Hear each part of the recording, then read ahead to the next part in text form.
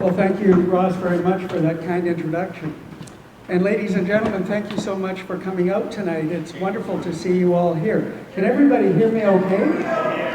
No? All right, can you hear me now? I'll try and speak as loud as I can. How's it working? Can you hear me now? I don't know if I can put the mic any further down my throat, actually. In any case, I'll do my best to speak as loud as possible. And I did hear from someone earlier that apparently you can hear better on this side. I'm not really sure if that's true or not. But in any case, here we are. So, over the next 15 minutes, what I'm going to do is I'm going to talk to you about the Alberta budget. I want to talk to you about Bill 1, the Alberta Sovereignty Within the United Canada Act, as a segue into a discussion regarding the rationale and merits of an Alberta pension plan to be discussed by Tanner and Mitch following my presentation. Now, to begin with, just to get, so I can read the room here, how many people here, by a show of hands, are conservatives? All right. Now, the next question relates to, if you're a fiscal conservative, what it means is that you like small government, less governance, less regulation, less taxation, and a free market economy. How many people here are fiscal conservatives? All right, that brings me to the first point, the budget. As you know, the Alberta budget for 2025-2026 is estimated at $80 billion. And what is relevant to know about that particular budget is it's a deficit budget by $5.2 billion. Now, I get it. You know, any budget, there's going to be a revenue stream and there's going to be an expenditure stream. My question to all of you is, how many here think that we have a revenue problem? Raise your hand. A couple. How many people think we have an expenditure problem? All right. So let me tell you why I think, give you some information about why I think what we really have is an expenditure problem. And we're going to look at that $80 billion budget. We're going to analyze it from the perspective of the elephant in the budget. That's the healthcare component. The healthcare component is $28 billion of the $80 billion. Now, you have to ask the question, is that reasonable? And let me give you a couple of facts, and then we'll see how reasonable everybody thinks it is. In 1995, the population of Alberta was 3.8 million people. Keep that number in mind. There were 5,000 employees for Alberta Health at that time. Fast forward to today, we have 4.8 million, just north of 4.8 million people. Just about a million, a little bit more than a million more than in 1995. How many people here know how many employees there are at Alberta Health Services? By the way, that's an oxymoron. But how many people here know what the answer is? It's 130,000 folks are on the payroll for Alberta Health. Does that even make sense to you? Of course not. It doesn't make sense. And so you have to ask the question, why is that? Is it possible that there might be fraud, waste, and abuse in the healthcare system? Having worked in it for 32 years, I can tell you that I know firsthand that there is fraud, waste, and abuse. The extent of fraud, I don't know. The extent of waste and abuse, inefficiency, is definitely there. Having said that, I don't want to be pejorative here, but I'd like to know how many people here are satisfied with Alberta Health Services? Raise your hand. Okay, I don't see anybody raising your hand, but you know, there are people in the audience, I'm sure, that have had pretty good care. Once you get into the system, you can get pretty high quality care. It's not consistent in every area, but that doesn't matter. Now, what I want you to think about is, if there may be fraud, waste, and abuse in healthcare, what do you think is occurring in the other provincial departments? Do you think there could be some waste and abuse in those departments as well? Why this is relevant to talk about is because it's your tax dollars that go to pay for government services. And when those tax dollars are wasted as a result of abuse and mismanagement and inefficiencies in the system, what does that do? It compromises your sovereignty. What is sovereignty? It's self-governance. That's what the simple term. Sovereignty is self-governance. So what you are doing when you overpay as a consequence of fraud, waste, and abuse, you are losing incrementally some of your sovereignty. You're losing some of your ability to purchase the goods and services that you want, to strategize the future that you want for yourself and your family, to strategize how your pension funds are going to work, not necessarily the Alberta pension plan, because there's other ways of financing your retirement. All right, so this point with respect to sovereignty brings up the second key point I want to touch on, which is the Alberta sovereignty within the United Canada Act. Well, what does that really mean? It means the provincial government wants more sovereignty. Sovereignty from whom? From the federal government, obviously. You've heard the Premier say on more than one occasion that she is frustrated and angry about federal usurpation of provincial constitutional authority. And this is what's been occurring ever since, well, the original Wheat Board and then the National Energy Policy and et cetera, et cetera. So we've seen this occur over and over. This issue of the incremental loss of our sovereignty. And by the way, I digress for a moment. If you look at all the recent polls, and if Carney wins and he implements a central bank digital currency, you'll see a lot more of your individual sovereignty gone. They'll be completely controlled. Now, let's touch on the issue of what could the provincial government do to get back some of our sovereignty. And there are 5 things that I want to touch on briefly. And none of these things require a referendum. So let's start off, first of all, with respect to provincial policing. Quebec and Ontario have a provincial police force.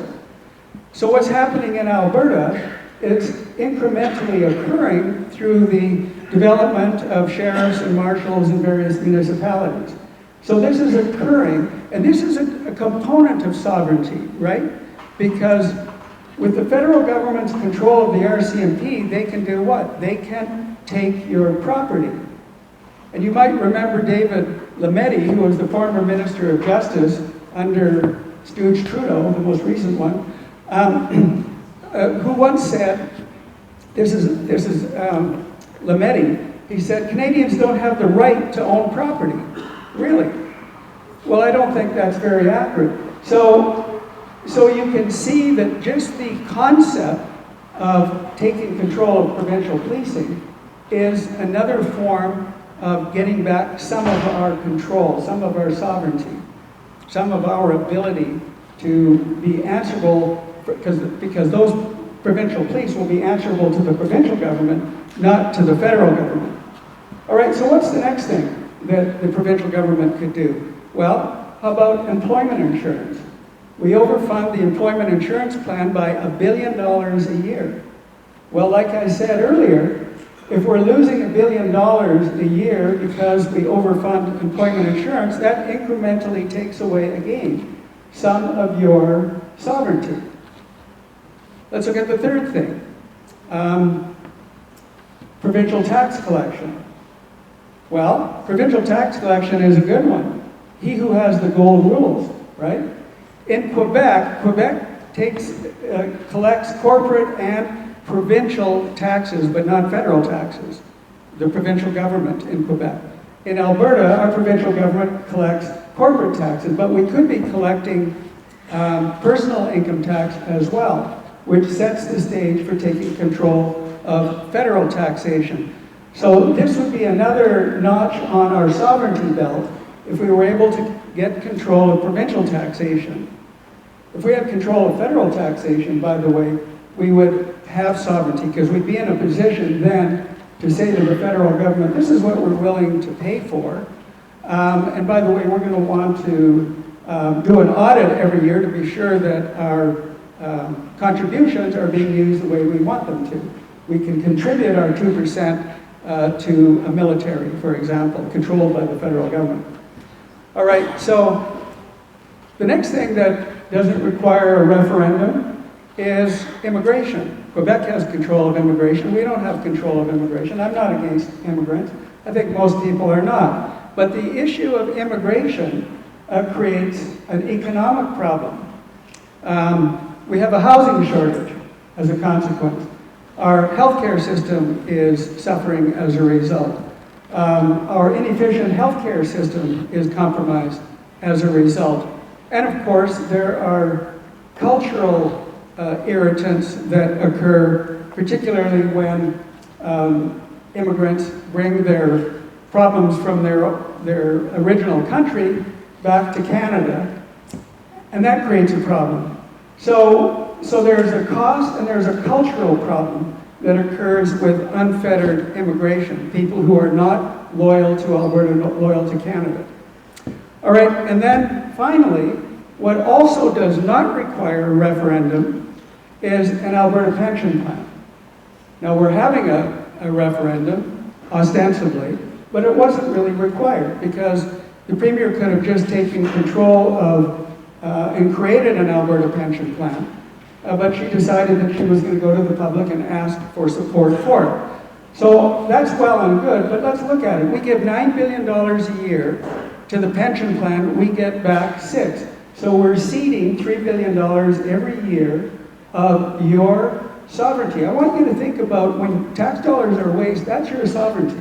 That's what I want you to be thinking about. This is a different way of thinking about overpaying on taxation. But it's important to think about it.